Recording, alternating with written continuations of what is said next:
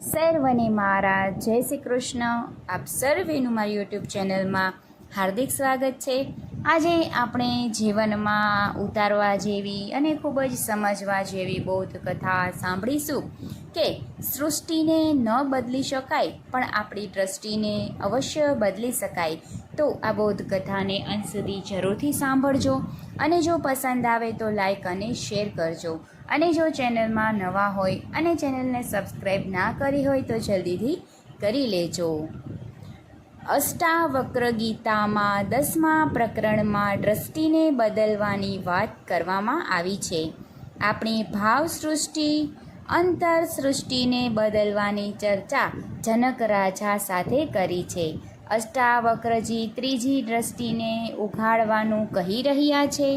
આપણી સંપત્તિની દોટ થંભી શકતી નથી, તેની અપેક્ષા ઓછી થતી નથી, તેની આસક્તિમાં આપણે બધાય ફરીએ છીએ. જીવનમાં બસ ફરિયાદ સિવાય આપણને કંઈ સૂઝતું નથી. વરસાદ આવે ત્યારે ફરિયાદ જાગે છે કે હવે બંધ થાય તો સારું. ગરમીમાં પણ ફરિયાદ કરીએ છીએ કે ખૂબ શેકાઈ ગયા છીએ. ઠંડીમાં પણ ફરિયાદ કરીએ છીએ કે સાવ ચીમડાઈ ગયા છીએ. પરંતુ જ્યારે ઘરમાં પૈસા આવે તો ક્યાંય ફરિયાદ જાગતી નથી. અધધ બસ કરો, ખૂબ પૈસા થઈ ગયા. અષ્ટાવક્રજી જણાવે છે કે જે સંપત્તિ માત્રને સ્વપ્નવત જોશો તો ગરીબાઈમાં પણ દુઃખી નહીં થવાય.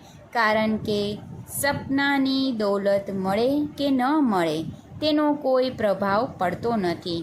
સ્વપ્નવ્રત સૃષ્ટિમાં કાંઈ નથી સુધારો કે નથી કંઈ બગાડો. શંકરાચાર્યજી પણ કહે છે કે ધન, કુટુંબ, યુવાની ઉપર ગર્વ ન કરવો. કાળ એક પલક મારતા જ સર્વને હણી લેશે, નષ્ટ કરશે. આ સંપૂર્ણ માયામય દ્રષ્ટિ પ્રચંડને છોડી અને બ્રહ્મપદ જાણી તેમાં પ્રવેશ કરી જે અનિષ્ટ છે તેને છોડી નિત્ય એવા પરમાત્માનું સ્મરણ કરો. તથા મિલકતથી મિત્ર મળશે, સાચી મૈત્રી નહીં મળે. ધનથી સ્નેહી મળશે પણ સ્નેહ નહીં મળે. સંપત્તિથી સંગીત મળશે પણ સ્વર નહીં મળે. સંપત્તિથી સાધનો મળશે પણ સાધના નહીં મળે. મિલકતથી સોના ચાંદીની મૂર્તિ મળશે પરંતુ ભગવાન નહીં મળે. દોલતથી દ્રષ્ટિ મળશે પરંતુ દ્રવ્યો મળશે પરંતુ દ્રષ્ટિ નહીં મળે. દોલતથી શાસ્ત્રી મળશે પરંતુ શાંતિ નહીં મળે. દોલતથી ઔષધિ મળશે પણ આરોગ્ય નહીં મળે. દોલતથી મનોરંજન મળશે પણ માનવતા નહીં મળે. ધનથી સન્માન મળશે, સન્મતિ નહીં મળે. ધનથી ગીતા મળશે પણ જ્ઞાન નહીં મળે.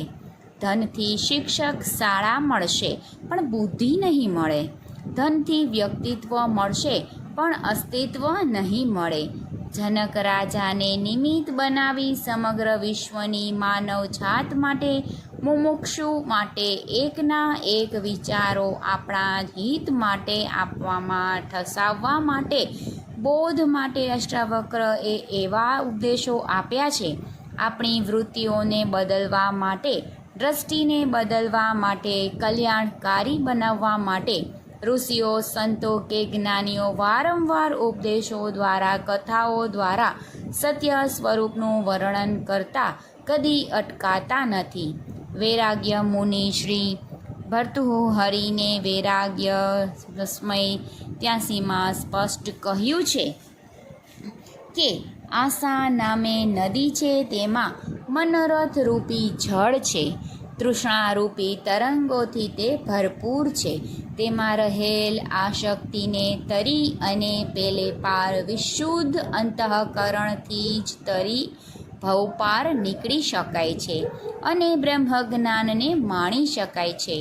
આશા નામ નદી તસ્યા પારંગતા વિશુદ્ધિ મનસો.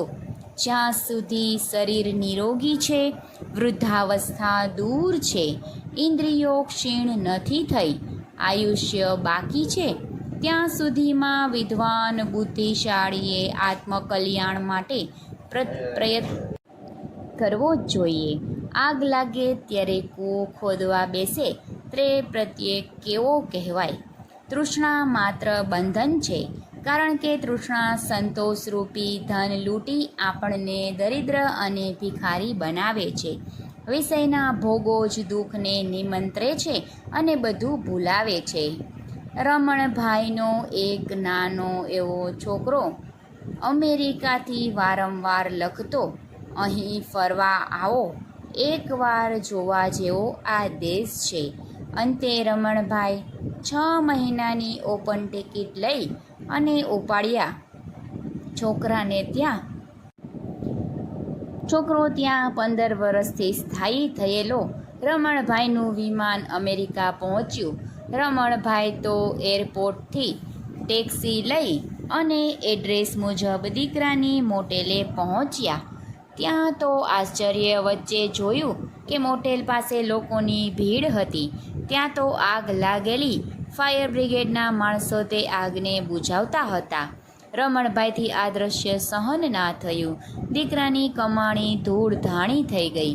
તેઓ સામાન ટેક્સી બહાર લઈ ત્યાં ઊભા રહી રડવા લાગ્યા. ત્યાં તો એક યુવાને દોડતા દોડતા આવીને પૂછ્યું કે આપ જ રમણભાઈ કે ઇન્ડિયાથી આવો છો? મૂંઝાશો નહીં, હું તમારા દીકરાનો દોસ્તાર છું. આપના પુત્રે છર બદલ્યું છે. આ મોટેલ તો આપણે વેચી દીધી છે. આપ મારી સાથે મારા ઘરે ચાલો. મારા ઘરેથી તેને ફોન કરીશ, તેથી તે આવી અને આપને લઈ જશે.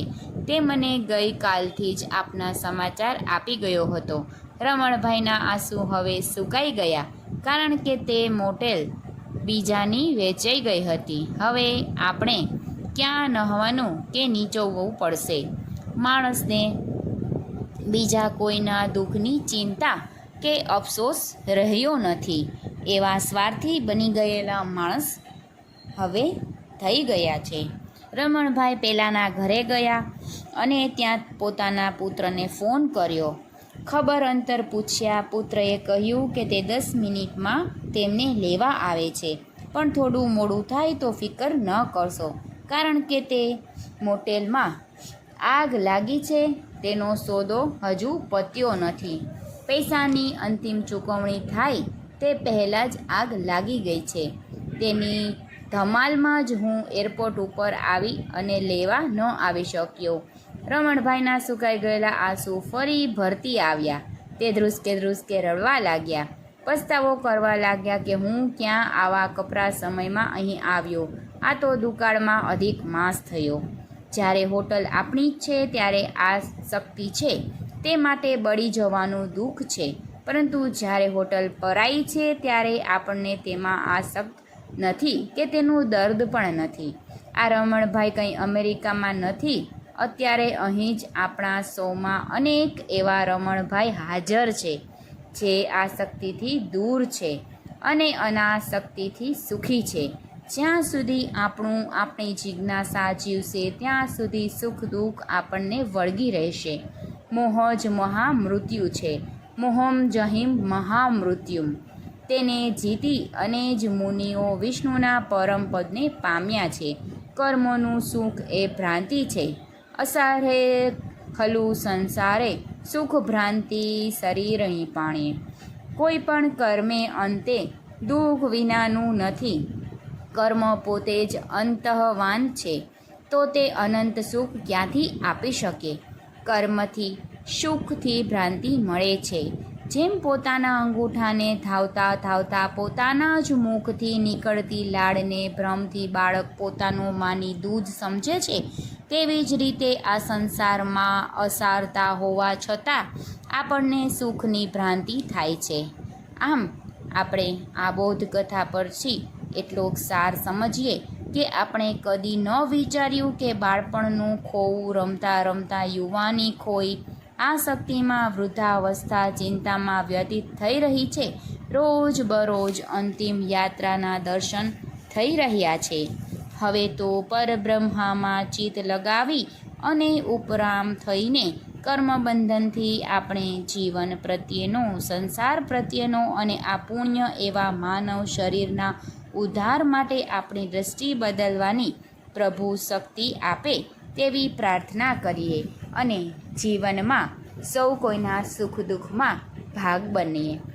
જેવી રીતે એક ઉદાહરણ દ્વારા આપણે સમજ્યું કે રમણભાઈ એક સ્વાર્થી વૃત્તિ રાખી અને પોતાના દીકરાની હોટલ નથી, આટલું જ સાંભળતા આંસુ સુકાઈ ગયા અને ફરી ખબર પડી કે આગ લાગી છે, હજુ હોટલનો સોદો પત્યો નથી, ત્યાં ફરી પાછા આંખમાં આંસુ આવી ગયા. આ સ્વાર્થી વૃત્તિને જીવનમાંથી કાઢવાનો પ્રયત્ન કરીએ તો બધાને મારા જય શ્રી કૃષ્ણ.